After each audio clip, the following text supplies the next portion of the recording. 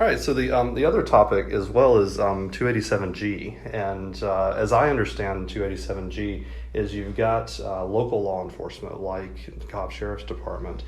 If they happen to come across someone, sometimes it appears to be almost racial profiling. They appear to maybe be Hispanic. I'll let you clarify what that is. But what is the current Cobb Sheriff's Department? What are they doing under this program? And any concerns, from your point of view there? So since 2008, I believe, the Cobb Sheriff petitioned and became a member of the 287G program. And that's just a little number code of the federal program that basically deputizes a local law enforcement agency to carry out very narrow, specific aspects of federal law. Because we can't.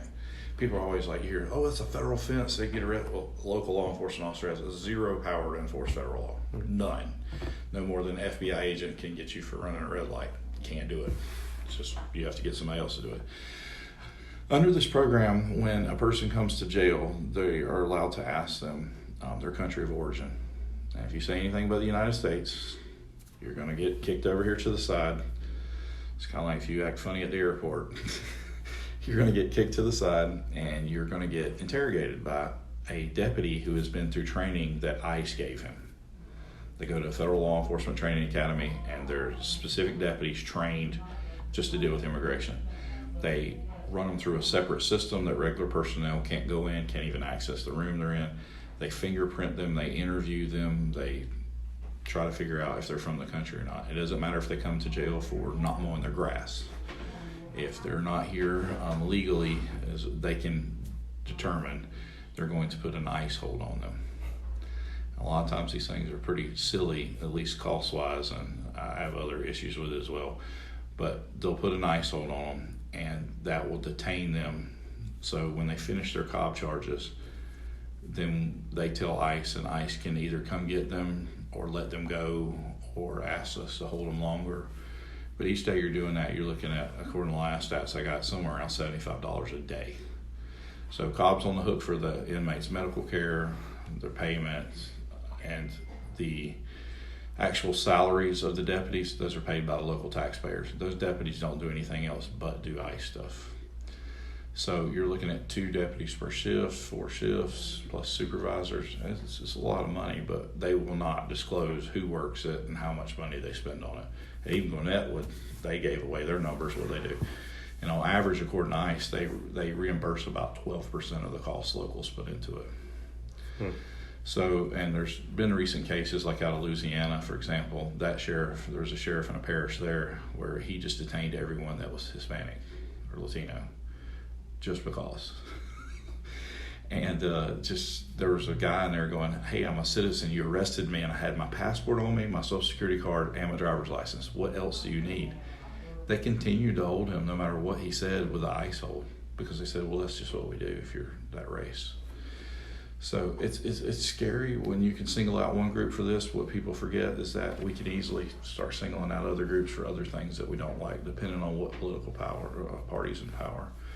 The other thing I don't like about ICE holds is if we, local taxpayers, we get it wrong. They did in Louisiana, we get it wrong. We're on the hook for that legal bill because we did that. They have immunity from such things and they don't have to worry about it. We would be on the hook for all that. They sue the sheriff, they sue the sheriff's office, they sue the county. It just trickles down on everybody they sue. The other problem is any other time I take somebody to jail, traffic ticket, warrant, anything, it requires judicial review to keep you there. So Cobb, the way it works, when I take somebody to jail within 4 hours, I have to go get a warrant. So even if I get a ticket, there's a form I fill out, and it has to be presented before a judge too. And they review it. And does this make sense? Is this legal? Did he do this right? It's just initial thing on there. And if it's not, the judge will be like, no, man, you're not getting a warrant. Let him go. Okay. So it gives judicial review. You have another person rechecking your work. That's how the Fourth Amendment's set up. That's the reason we fought so hard in this country for the Fourth Amendment. Way back when, we actually had, funny enough, customs agents from Britain, which is our ICE people now. The same thing, they would seize people's property, persons, just take them. No judge would review it. That one officer decides right then and there, I'm just taking your stuff. Go on, have a good one. And that's one of the things we fought so hard as part of the Constitution, the Fourth Amendment, unreasonable search and seizures. You're seizing a person without judicial review. That's a problem. We only do that with one particular thing for this one particular agency. Nobody else does this. Nobody. It makes no sense to why skip that step. So prior to 2008, they simply took out a warrant. If you're using the word illegal and you're claiming they're illegal, you need to prove they're illegal and get a warrant. You simply appear before a judge and get a warrant. With 287G program, the officer himself or herself decides the freedom of that person with zero review. So if they mess up, get it wrong, they just get it wrong. They're like, oh well. And we continue to pay all the fees and everything on it. I just don't see where that's beneficial to enforce their laws, like, because we pay federal taxes already allocated towards ICE. They come around and hit us again, wanting us to now do their job that we already pay them to do. They're wanting us to double dip and hit us again and have us do it at our level. And it scares people because they don't understand it. And you can get into the whole, it tears people's families apart and it destroys it at multiple levels. It messes up the community at multiple levels. A lot of people don't seem to, for whatever reason, care about the harm it does on emotional levels and to families and all that. But then you start looking at the money of it too. It seems very wasteful. The jail's severely shorthanded now. I mean, you've got people dying out there at the jail because they don't have enough people on staff to watch everybody.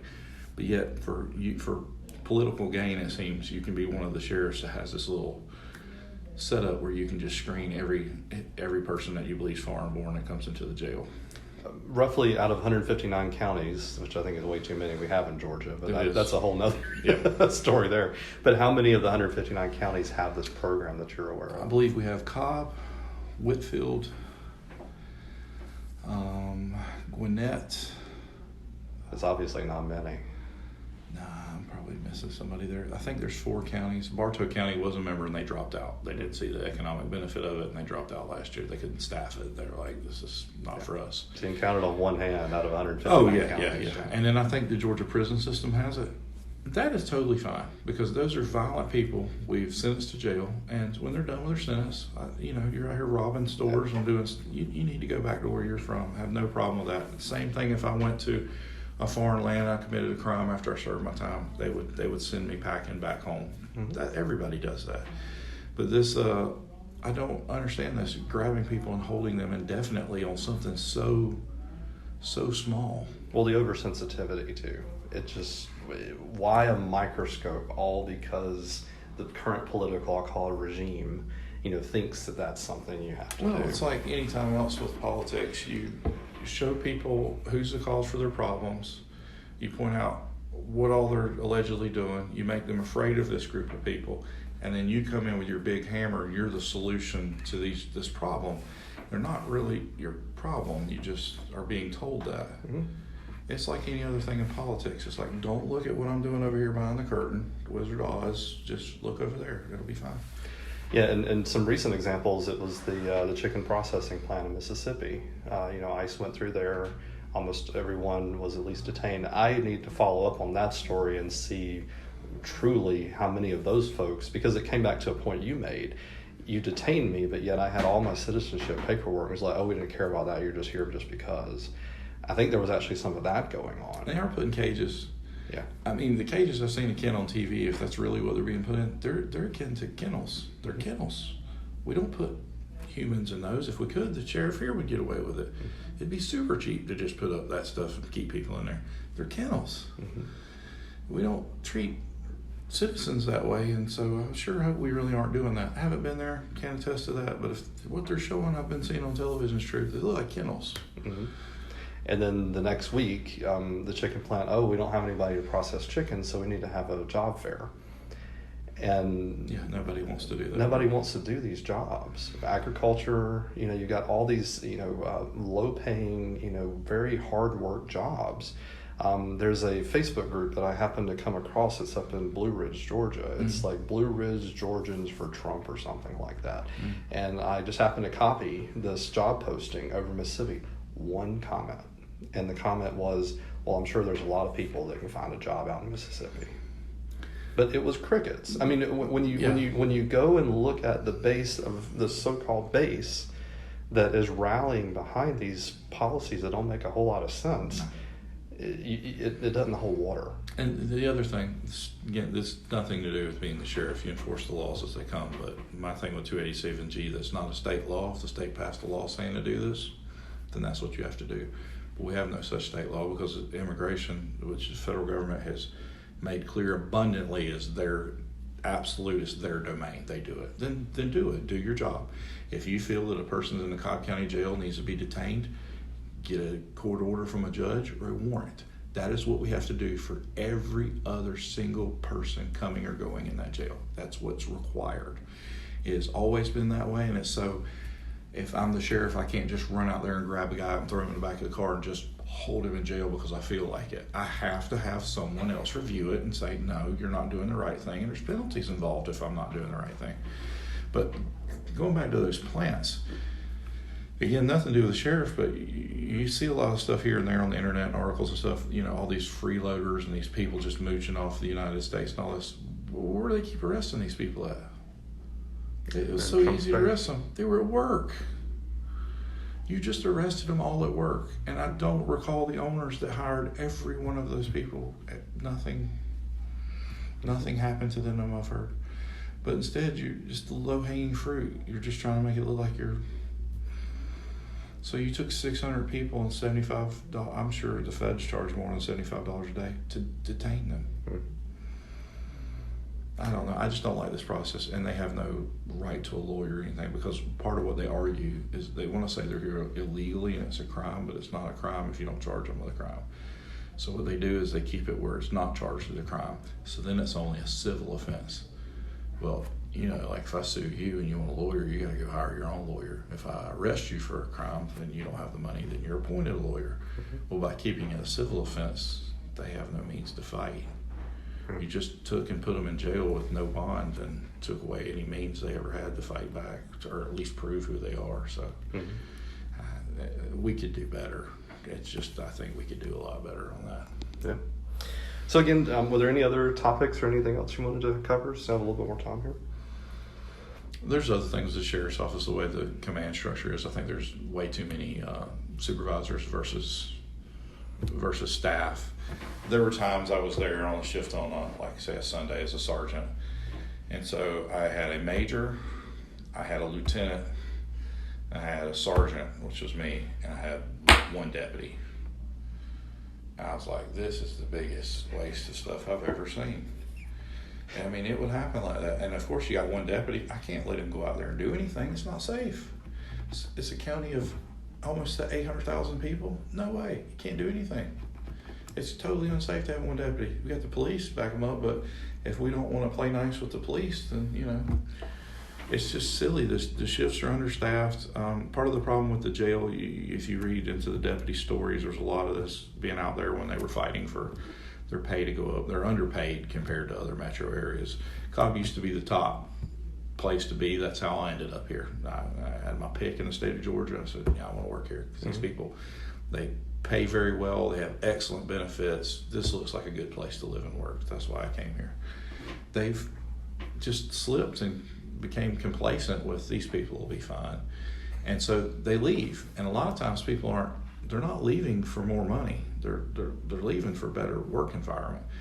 Because it's not just about the money. You could pay me $50 an hour to be a cop, but if I'm the only person out here doing it and I'm 90 miles an hour till I get off shift, man, it flat shortens your life. You can't function when you go home. You're done. And the people that work out of the jail, they're out there for 12 and a half, 13 hours straight before they go home. Then they have their commute home, and then they have their commute in. I mean, they're barely able to function on those shifts. But they hire deputies, and they tell them, hey, you'll only be here at the jail for a little bit, and then we'll move you out to the road and do operations. There's men and women that have been there a decade. They're not going to move. I don't know why the sheriff got rid of detention officers, but that's what you need to bring back. It's a detention facility. You have people out there that don't mind that work, that would like to work in that environment with Cobb's benefits and the pay. You can pay them substantially less than a deputy, because with a deputy you have to train them to do everything. The jail, I've also got to buy them all those uniforms, guns, ammunition, all the training mandated, car, detention officer needs a uniform, some pepper spray, some handcuffs, training. Most of it is conducted in-house. The state only mandates 2 weeks of training, but the rest is mandated in-house, how to do everything. That's it. So within 2 weeks, I can have detention officers on the floor working. Mm-hmm. Whereas with deputies, I'm looking at 12, 16, 18, just depends on what time of year and what we're doing before It's a post-training, right? Yeah, and you have to maintain all that really expensive training and all that stuff. Whereas detention officers, I think you could put a lot more bodies on the floor and alleviate some of the staffing problem without going over the budget. Because that's a whole other issue. Sheriff's has the largest budget in the county, and I've requested, and I've had other people request to see the budget, and they won't let you see it. They just refer you to the county website. The county website just says, hey, we gave them X amount of dollars for personnel, X amount of dollars for contingency, X amount of dollars for operations. It doesn't tell you how that's used, how it's broken down. Because if it's broken down, you start seeing things like, why do we need a lobbyist making $95,000 a year? Why does that lobbyist also have a brand new, fully outfitted law enforcement Tahoe? Why does that person need a take-home car? You also see things like, why does the sheriff's secretary have a Cobb car to take home? They're not a cop. Mm-hmm. Free gas, free insurance, free everything. Your car breaks, you just go get another one if you're assigned a car. Why do we have that? That's not. Now, I'm sure whoever the secretary is now will be like, oh, no, I don't want that guy to win. But it just seems like a giant waste of money, because that money can be diverted to something else, like paying the salaries of more mental health professionals to keep people from hurting themselves in the jail. Well, and we should be reminded here in Cobb County that our current county commission, which is not under the purview here, but it's all related to your topic here, keeps giving tax breaks to developers for bonds. Oh, yes. And then raising, the people that have lived in the county and paid the taxes, raising our property taxes while all that's going on. So this is just circular, and I still feel related to the topic that you're going on. But the sheriff gets the largest chunk of the budget. Mm-hmm. Fire looks like they do, but fire is part of your property taxes. It automatically, the fire fund is a separate fund funded. As far as how much the commissioners hand over to any one department, the sheriff gets more than anybody. Gotcha. Maybe that's why you need the lobbyist. Yeah, I don't know. I still don't know what that's for. He has to lobby for his own raises. Maybe that's what it is, because he got a raise every year since he's been sheriff, no matter what. Even when I was there 5 years and didn't get a raise, I looked it up. My sheriff got a raise every single year, no matter what. No matter how bad the economy was, he got a raise. Him and his top 2 or 3, they got a raise no matter what every year. And your secretary.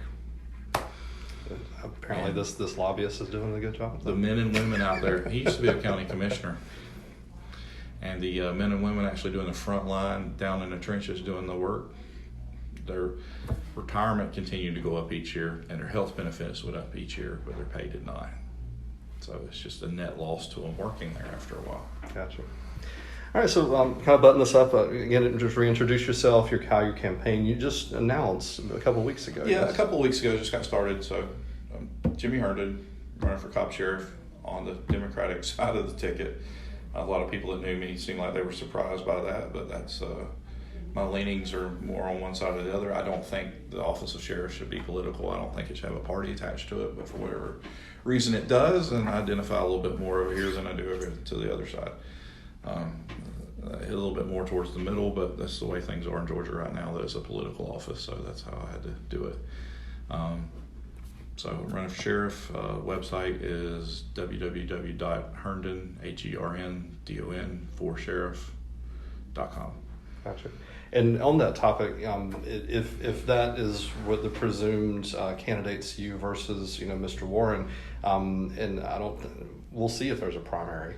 But would it truly, because it is a Democrat versus Republican race, is there potential for a primary if someone else were to stand up on either side? Yes. I don't think Warren will have anybody stand up on his side. They're very good at subduing any challengers over there, and do that.